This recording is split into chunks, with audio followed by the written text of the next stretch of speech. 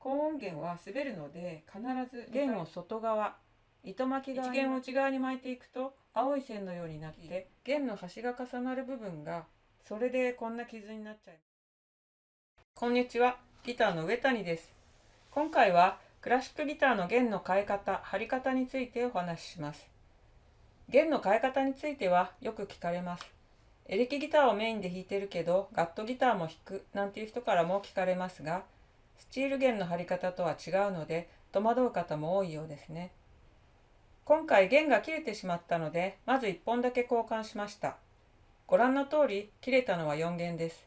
ケースを開けたら切れてたっていうことなんですが、経験的にこんな風に自然に切れるのは大概4弦です。低音弦は袋から出すとこんな風に一方は切り落とし、反対側は金属の巻きがほどけてナイロン部分が見えるようになっています。ブリッジ側には切り落としたままの側を通します。穴を通した弦は先を持って戻して反対側の弦の下をくぐらせます。そうしてできた輪っかの中に弦の先を通して、念のためもう一回通すとこんな風に2回ねじった形になります。そうしたら両側から引っ張りますが、この時弦の端が重なる部分が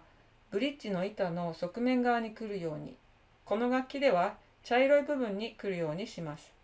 こうしないと弦が引っ張られて抜けてしまうことがあるからです。こうして今度は弦をヘッド側に持ってきます。糸巻きの軸の穴に弦を通したらしっかり弦を引っ張ります。そして先をまた戻してきて反対側の弦の下をくぐらせます。そのまま弦を引っ張りながらペグを回していきます。撮影の都合上クッションの上に置いてますが、普段はこの作業は大概楽器を立てた状態でやってます。ちょっとゆっくりになっちゃったので早回ししてます。巻き上げていく弦の下にくぐらせた弦の先が挟み込まれるように巻いていきます。こんな感じになれば OK です。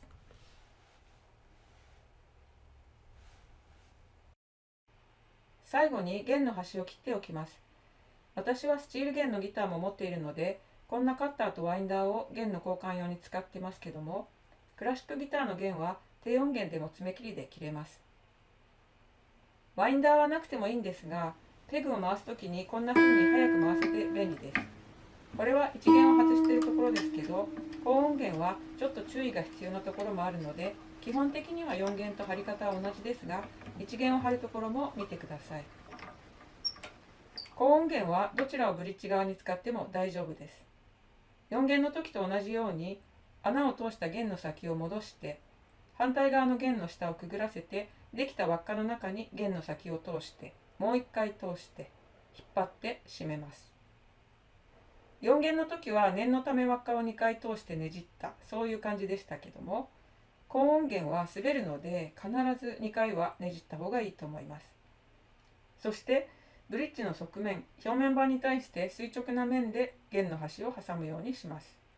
実はこのギターは買ったばかりで最初に弦を変えた時に2弦が滑って抜けてしまってこんな傷をつけてしまいました。1弦が滑って抜けそうになったことはあったんですが、2弦が抜けるっていうのはそれまで経験したことがなくてちょっと油断してたんですね。糸巻きを巻き上げていく時に抜けると相当な力で引っ張られているので、抜ける時にすごい勢いで表面板を叩くんですね。それでこんな傷になっちゃいました。当時私は2弦にカーボン弦を使っていて、カーボン弦はナイロン弦に比べて細いので抜けやすかったのかなとも思います。なのでそれ以来高音弦のブリッジ側は特に慎重に貼ってます。楽器によってブリッジの穴の大きさや弦が入る角度って微妙に違うので、新しい楽器や初めて使う弦なんかでは特に気をつけた方がいいと思います。ヘッド側も基本的には4弦と同じで、穴を通した弦の端を戻して反対側の弦の下をくぐらせて、やはり滑りにくいように2回くらいくぐらせて弦の端っこ側が挟み込まれるように巻き上げていきます。ただここで一つ4弦の時と違うのは、弦を外側、糸巻き側に巻きつけていってるっていうことですね。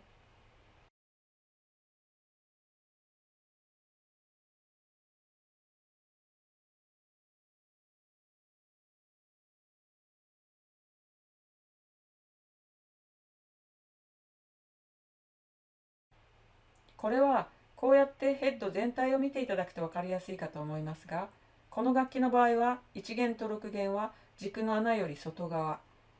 ペグ側に弦を巻き上げています。他の弦は穴より内側に巻いていってますね。